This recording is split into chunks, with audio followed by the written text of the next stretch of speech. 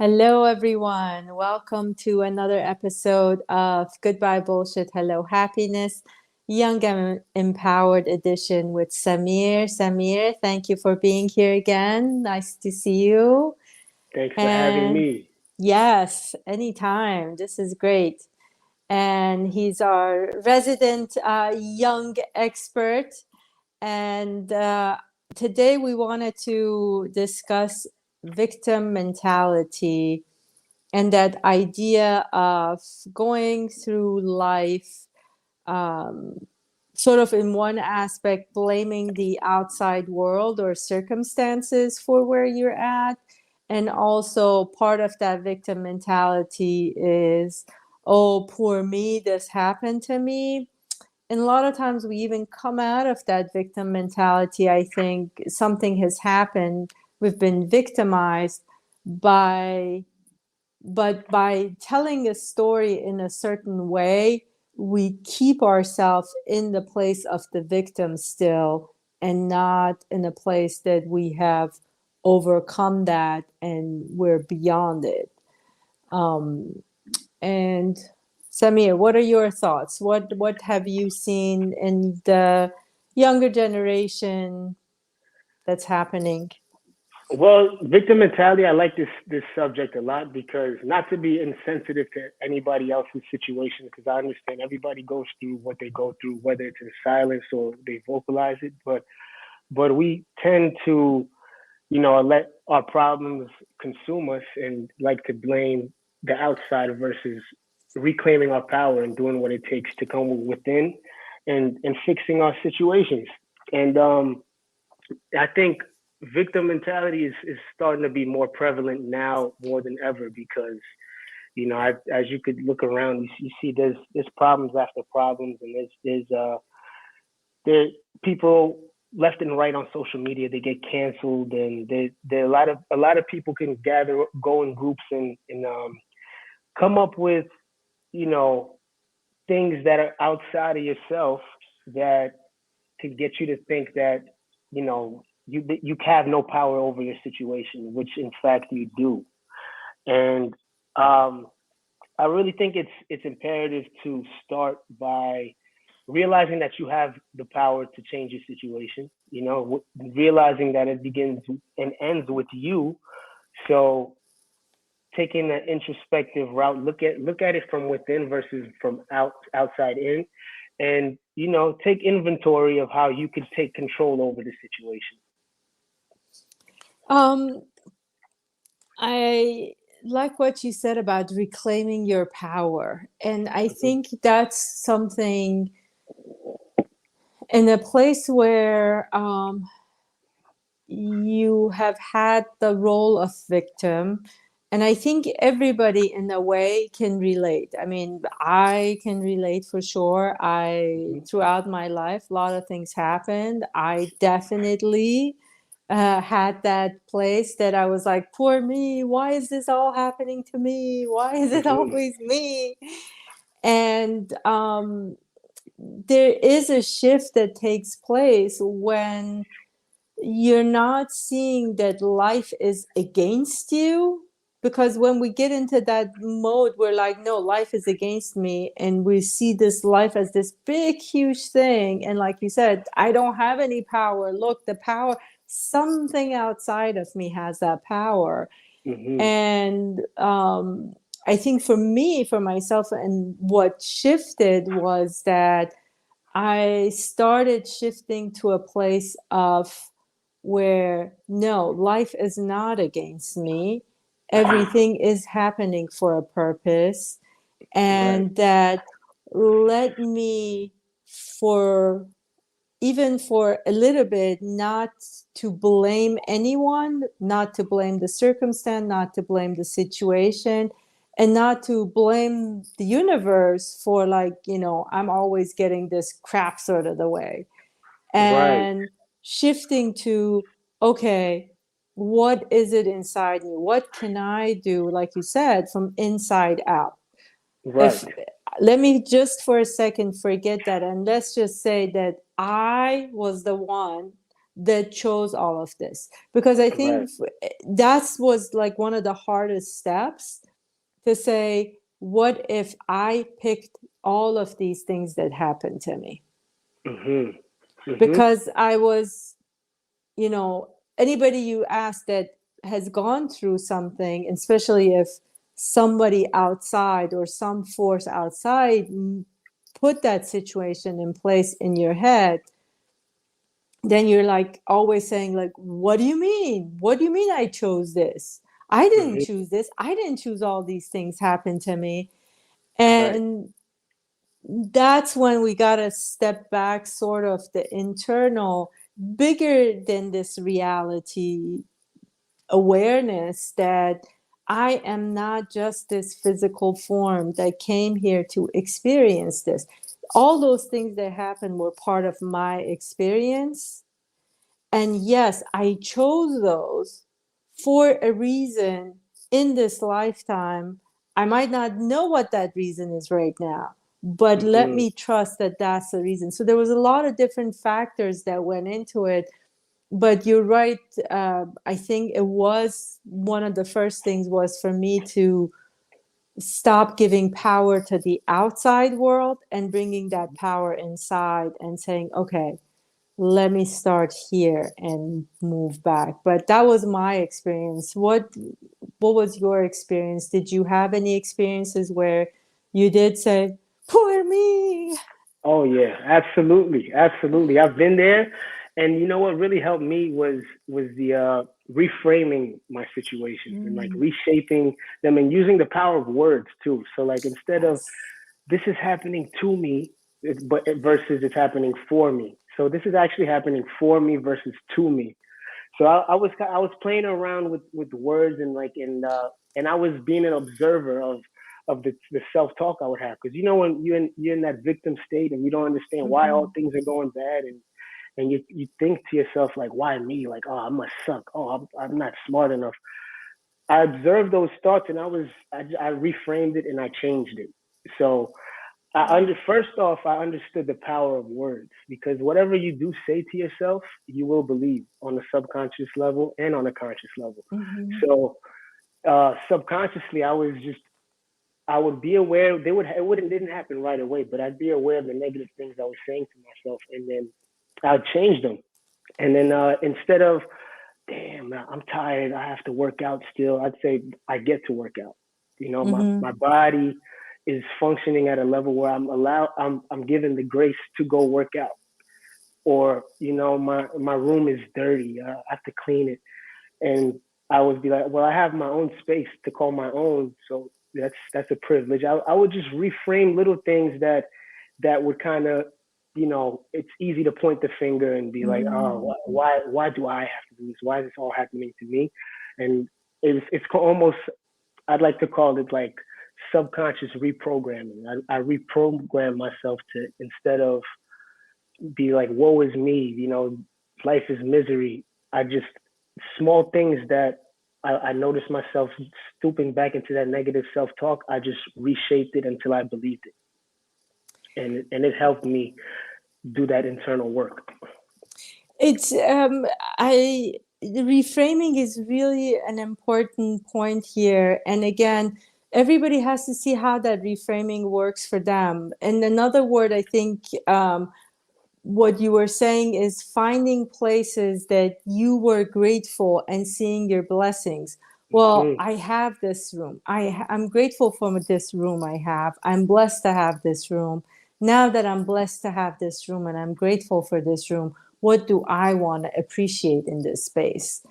And Exactly. the other thing, power of word, I love that. That's like one of the biggest homeworks I give to my clients. And I always say, I tug on my ear and I say, tug on your ear throughout the day, because that gets you to listen to the words that are coming out of your mouth, either actually coming out or internally you're saying it.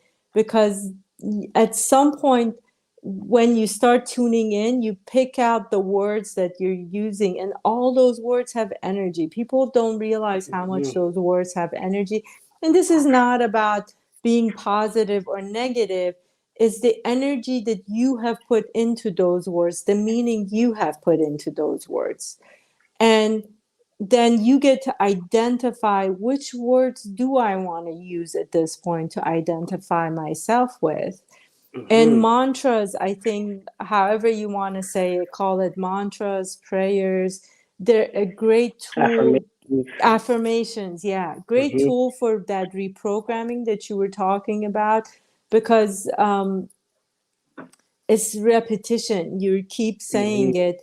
The only caveat there is that you have to connect with the words you're saying. So Yes. use the words that mean something to you, that you feel connected to. Like, you know, I always say, don't say I love my body and then internally like, yeah, no, I really hate my body, but okay, I love my body. Yeah. Pick something else. Pick, instead of saying I love my body, pick something smaller that you can say I love you to. Like if it's your eyes, I love my eyes. I have beautiful eyes. I'm grateful for my eyes. Or if it's your hair, something that's not triggering or doesn't have that power and you can easily connect with and say it. And this can go, and there I have clients that come, I've had clients that have had um, when somebody wanted like really to be pregnant and they wanted to have a baby and they've been trying Mm-hmm. and trying and trying and it hasn't come to be. Mm-hmm. They're not, or they got pregnant but they several pregnancies they lost the baby. Mm-hmm. So what would you say, how would you reframe that for them? I'll just let you get started and tell you what I did. Well, if in me particularly, I would look at the experience. I wouldn't. So I talk to my father about this exact scenario all the time, and I haven't been in a situation personally, but when you desire something so much and you put so much energy into what if this doesn't happen, you kind of direct energy into the stuff that you don't actually want to happen more than allowing giving the willingness and the openness for the gift to receive the gift. So rather than being so pensive and putting a lot of energy into what if it doesn't happen, I would just say I'm ready. From a soft place, I'd say I'm ready for the gift of a child, and and I'm leaving room for it to happen at its own time. And I don't know if just changing the language Yeah. and changing the way you approach the situation from a softer, like more open and and less anxious place, I feel like you allow the universe to give you the room to give you that what you desire.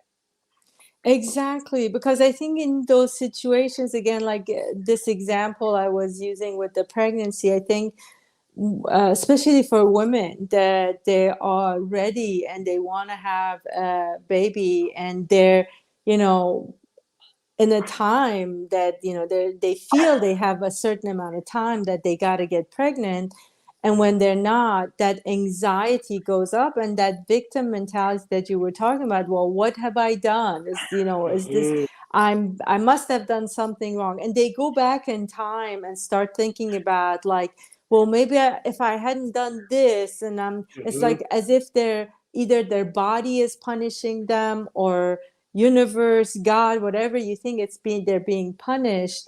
Right. And similar to what you were saying, I think it's just opening up yourself and reminding yourself everything's happening for a purpose. And Mm-hmm. when that time comes, when everything comes together, you will have that child. If you are meant to have a child, you will have that child in whatever shape or form. And Right. we get caught, I think, also in that situations with being victim. We become narrow focused rather than opening it up to that, yes, I can receive this in so many shapes and forms and in so many different ways. And in terms of a baby, yes, you could have a pregnancy. There's now artificial ways to do it. There's adoption. There's so many different ways. Mm-hmm. And opening yourself up, and like you said, taking care of yourself and releasing that fear and anxiety and opening up to a bigger space, bigger way. And again, those powers of the word that you mentioned earlier too, using those to Absolutely. release that blame or release that thing that, somehow you're being punished.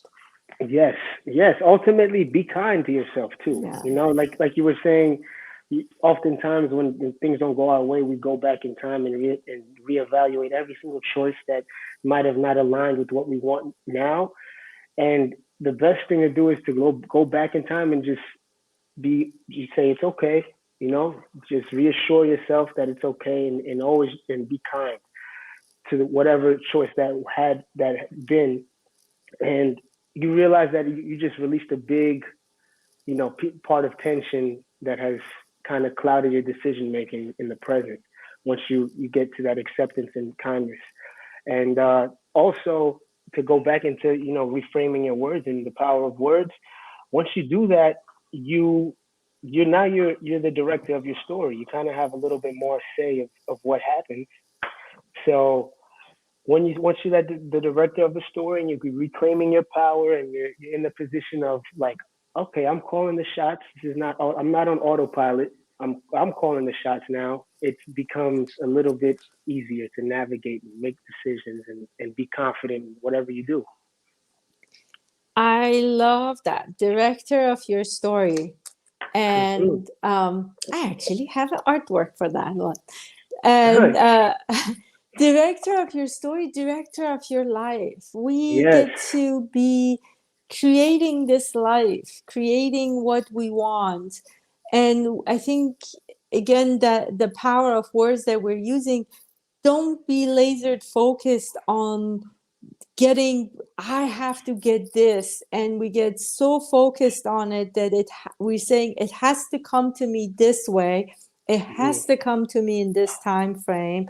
And we put so many barriers that it's like, if something's coming to us, it's sort of, I always say, it's got to go through this maze that you've developed in order to get to you, Right. rather than if you open that up and let it come in whichever shape or form, it's the best way for you to receive what you want. So when you're directing your life and you're directing what you want and putting those words and intentions out there, open it up, Yes. keep opening it, and be grateful for all that's coming, because you never know where you're trying to get to some place that Hmm. what's in front of you, you may not see the big picture, but if you trust that you're getting there, you'll see ultimately you're going to have more than what you've even asked for.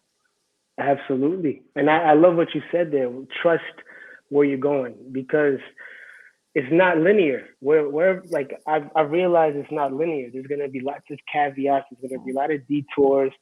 And when you trust the journey, or when you trust where you're going, you leave room to accept and enjoy the journey of what the end destination. You'll get there, not in the time that you figured, or you're very goal oriented, and you wanted to get XYZ by this month, by this time. But when you focus too much at the end result or the end destination, you miss the beauty of the journey of getting there. It is, and it is a journey. Every step of it. Again, if we, I love the word journey, because Hmm. and you're saying up and down. Up and down doesn't mean good or bad. Up Right. and down just means up and down. Sometimes you're going the scenic route. Sometimes you Hmm. want a little scary stuff in there. It's just how you're directing that and what you've asked for.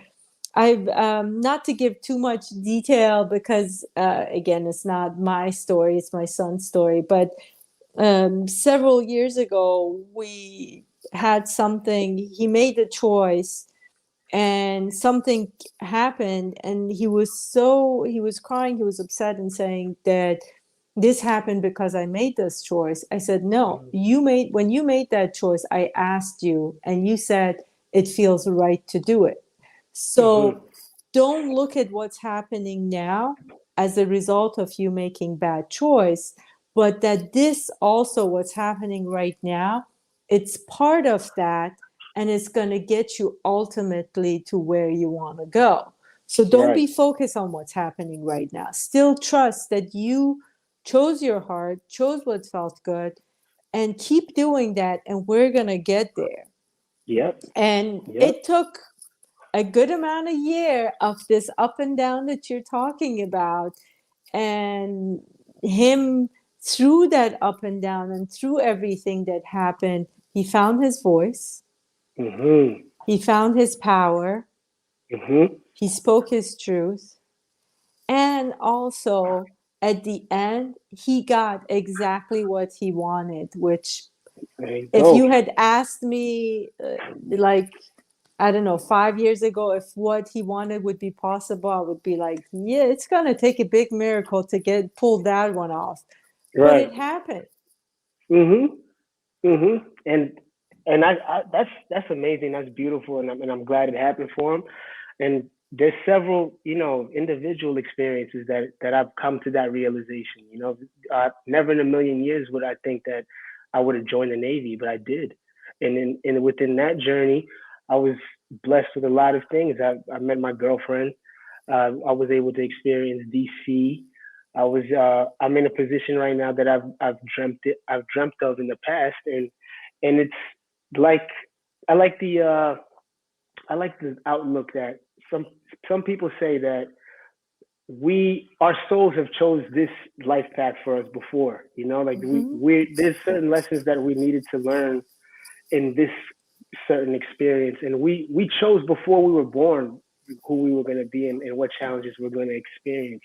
And I like that perspective because it kind of removes you from that linear victim mentality to like, okay, what what do I need to learn here in this lifetime? Like what are these lessons? Oh, okay, I have to be more patient. Oh, okay, you know I have to pay more attention to detail. I have to be more loving. I have to be more accepting, forgiving. So you find out the things that you need to be better at and work towards them, and it kind of deviates your mind from the outside in. I feel like. No, that's perfect. I mean, my own journey, similar to what you were saying, is that I went through all those things. I did. I know I chose this lifetime to get to do what I'm doing now. And Hmm. everything that happened to me in my life was sort of my teaching ground. I Hmm. had to sort of practice all those things and learn those techniques for myself, and to be able to heal all those things in order to be Hmm. able to sit here and help the people that I'm helping. Had I Wow. not, I wouldn't be able to. So all those things that happened to me, it wasn't, oh, poor me. Yes, I back then I used to say, oh, poor me. But then when I took a different angle, and I started down this, like what we talked about, went inside, it was like, no, all of those things. Look at that. I learned this, I learned this, I learned this technique, I learned, all was Hmm. just learning how to get to this place that now that I can help other people. And I definitely know I chose before coming here what I was going to do. Wow. That's amazing, and you know that wholeheartedly, 100%. You I know for a know, fact. Wow. I know, because I was very young, and I knew, um, that's when I figured it out that I, I had the vision. I remembered I was really young, and that I wanted to be a healer. I wanted to Wow. do this work. And then that all started the process of all those things happening. Hmm. And, you know, at that age, you don't just come and say, I want to be a healer and Hmm. go with it. But I Right. remember wanting it and asking for it. And that's when I realized all, looking at what I asked for and seeing how my life was the training ground to get me to this point. That's awesome. That's awesome. And I feel like that's empowering. That's very empowering, especially when you look at the times we're living in now, where you think it's everything, you look around you, everything is so chaotic. And you look at that perspective of like, I chose to be in this timeline at this point right now. You could reframe that and say, okay, so I chose to be in one of the most difficult times in history so I can make a difference. Exactly. So if you chose to be in one of the most difficult times of the world, it's like you're important and you're powerful, and you can step into that power and make your contribution and make everything better. Especially the younger generation. Yeah, absolutely. There, I feel like, again, me growing up with everything that had happened, still, I think the generation of younger kids today, it is so much more challenging for them with all that they've got going on. And Hmm. what you said is absolutely right. They are very powerful. I see it in them, Hmm. Hmm. that how their mind works, how they can shift is Right. just now. I'm hoping that the younger generation gets that understanding that we're talking about here, that you got to go inside. Yeah. You got to go inside, use that power you have. You're here for that purpose. You guys Hmm. are the generation to make the biggest impact and the biggest shift. 100%. 100%. And I see it too. With my little cousins, they retain information quick. They're very smart. They're intelligent. They're bright. They have it's evolution. They have things that we didn't have at Mhm. such a young age. And if all of them could hone these gifts and the power and realize that they have it, and you come together and utilize it for the good, it will be all in paradise. I love that. All in paradise. All in All right. paradise. That's it. We're closing on that one. That's it. That's it. All in paradise. That's it. Everybody, I just to go back with the key points that we brought up today. Thanks to Samir, don't go inside that victim mentality. Instead, look at reframe it and see it in a different light, different frame. Tell a different story. You are the director of your life. You are the director of your story. And use the words that have an energy for you, that you can connect with, that take you. Use the power of words, use the power of mantras, affirmations to reprogram that story that's been going on for so long. And yes, we Exactly. are going to be living in a paradise soon. Yes, indeed. It's coming. It's coming. It's coming. I'm ready. I know you are too, I'm sir. ready to. Let's go. All right. Thanks for Thank having me you, again. guys. Thank you. Thank you, guys, for coming and watching the show or listening to it on the podcast. Please share, like, comment, and if you have any questions for Samir and I, please put it in the comments, send us a text, and we'll be happy to answer it. And if you have topics that you want us to cover, please let us know. Have a wonderful evening, morning, whenever you're watching this. Thank you, guys. Thanks Bye. for having me. Bye bye. Bye.